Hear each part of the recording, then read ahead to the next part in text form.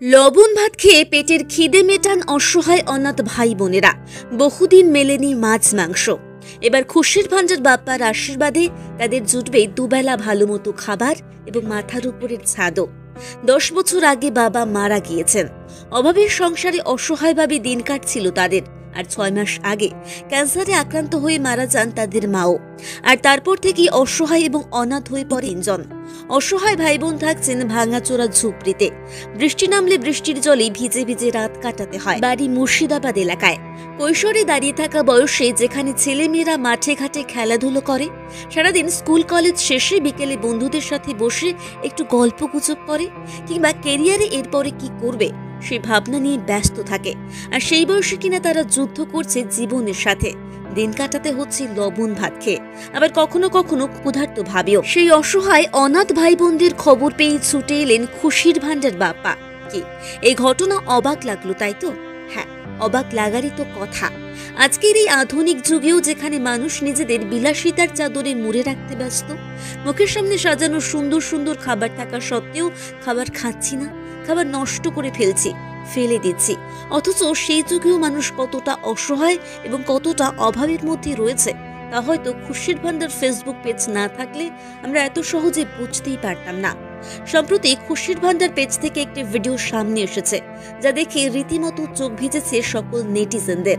ভিডিওতে দেখা যাচ্ছে দুজনকে। একজনের নাম ফিরোজ, তার বয়স 17 বছর, আর একজনের নাম রিজওয়ানা, তার বয়স 13 বছর। তাদের আরো এক ভাই রয়েছে, বাড়ি মুর্শিদাবাদ এলাকায়। খুবই অভাবের মধ্যে দিন যাপন করছে। 10 বছর আগে বাবা গত হয়েছেন এবং 6 বছর আগে ক্যান্সারে আক্রান্ত হয়ে অর্থের অভাবে বিনা চিকিৎসায় তাদের মাও গত হন। ফিরোজ 50 টাকায় দিনমজুরিতে একটি গ্যারেজে কাজ করে। তাই অভাবের কারণে ওই অনাথ 3 ভাই বোনকে একবেলা লবণ ভাত খেয়ে দিন যাপন করতে হচ্ছে। সে খবর পেয়ে ছুটে এলেন খুশির ভান্ডার বাপ্পা। অনাথ বাচ্চাদের কাছ থেকে এবং তাদের পাড়া প্রতিবেশীদের কাছ থেকে তাদের দুঃখ দুর্দশার কথা শুনলেন। হ্যাঁ, ভিডিওতে তাদের কথা শুনে চোখ ভিজেছে নেটিজেনদেরও। ভিডিওতে দেখা গেল বাপ্পা তাদের 3 মাসের বাজার করে দিলেন, তাদের পছন্দ মতো পোশাকও কিনে দিলেন এবং তাদের হাতে কিছু অর্থ তুলে দিলেন। এমনকি খুব তাড়াতাড়ি তাদের বাড়ি তৈরি করে দেওয়ার প্রতিশ্রুতিও দিয়ে এলেন। অনাথ ওই শিশুদের পাশে দাঁড়ালেন। ওই অসহায় অনাথ শিশুদের কথাগুলো শুনতে শুনতে বুকের ভেতর কেমন যেন একটা কষ্ট দলা পাকাচ্ছে, তাই না? হ্যাঁ, বাপ্পা হয়তো ওই অসহায় অনাথ শিশুদের বাবা মায়ের অভাব ঘোচাতে পারবেন না ঠিকই, কিন্তু তাদের মাথার উপরের ছাদ এবং দুবেলা দুমুঠো খাবারের অভাব ঘোচাতে পারবেন। আসলে এদের তুলনায় আমরা কতটা ভালো আছি, তাই না? ওরা এই বয়সে লড়াই করছে একবেলা একটু খাবারের জন্য, আর আমরা বাবা মায়ের সামনে জেদ করছি এইটা কিংবা ওইটা খাবো না বলে। সুন্দর সুন্দর খাবার নষ্ট করছি অনেকেই। আমরা তো ভালোই আছি, কিন্তু আমরা কেউই খোঁজ নিচ্ছি না আমাদের আশেপাশের অসহায় মানুষদের। আমরা কেউই খোঁজ নিচ্ছি না আমাদের আশেপাশের মানুষেরা কতটা অভাব এবং অসহায়ভাবে দিন কাটাচ্ছে। যে মানুষগুলো সর্বদাই জনসম্মুখে সমাজের পাশে থাকার বার্তা দেন, সেই মানুষগুলো সত্যি কি সমাজের অসহায় মানুষদের পাশে দাঁড়াচ্ছেন? যদিও এর উত্তর আমাদের কারোরই জানা নেই।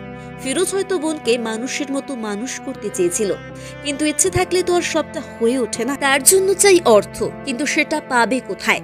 যেখানে কোনো রকম ভাবে লবণ ভাত খেয়ে পেটের খিদে মেটাতে হয়, সেখানে তাদের ক্ষেত্রে লেখাপড়া করিয়ে বোনকে মানুষের মতো মানুষ করে তোলার কথা ভাবা এক ধরনের বিলাসিতার মতোই। হয়তো ওই অসহায় অনাথ বাচ্চাদের মধ্যে একজন কাজ পেলে হয়তো তারা একটু ভালোভাবে চলতে পারবে। তাদের ভাগ্যে কি লেখা আছে সত্যি আমরা কেউই জানি না। তবে আমরা সকলেই যদি চাই, একটু একটু করে তাদের পাশে দাঁড়াতে পারি, তাদের সাহায্যের হাত বাড়িয়ে দিতে পারি, কারণ তারা যে সত্যি অসহায়। তবে এক্ষেত্রে একটা কথা বারংবার প্রাসঙ্গিক হয়ে ওঠে, যার কেউ নেই তার ঈশ্বর না থাকলেও খুশির ভান্ডার বাপ্পা আছেন। সকলের কাছে বাপ্পা আর্জি রেখেছেন, যদি সকলে একটু একটু করে তাদের পাশে দাঁড়ান, তাহলে হয়তো খুব তাড়াতাড়ি তাদের বাড়িটা তৈরি করে দেওয়া সম্ভব হবে। সমাজের বড় বড় প্রভাবশালী মানুষেরা কিংবা কোনো রাজনৈতিক নেতারা যা করে দেখাতে পারেননি, তা একাই করে দেখাচ্ছেন মানবতার ফেরিওয়ালা খুশির ভান্ডার বাপ্পা। আমাদের দ্য কোভান্টুল্ট পরিবারের পক্ষ থেকে খুশির ভান্ডার বাপ্পাকে কুর্নিশ জানাই। আপনি ভালো থাকুন, গরিবের মাসিহা, আর সাধারণ মানুষের জন্য প্রত্যেকবার ঠিক এভাবেই এগিয়ে আসুন। প্রতিদিন আমাদের মোটিভেশনাল ভিডিও দিয়ে আপনাকে মোটিভেট করার দায়িত্ব আমাদের। আপনি ভালোবেসে দ্য কোভান্টুল্টকে ফলো করতে পারেন।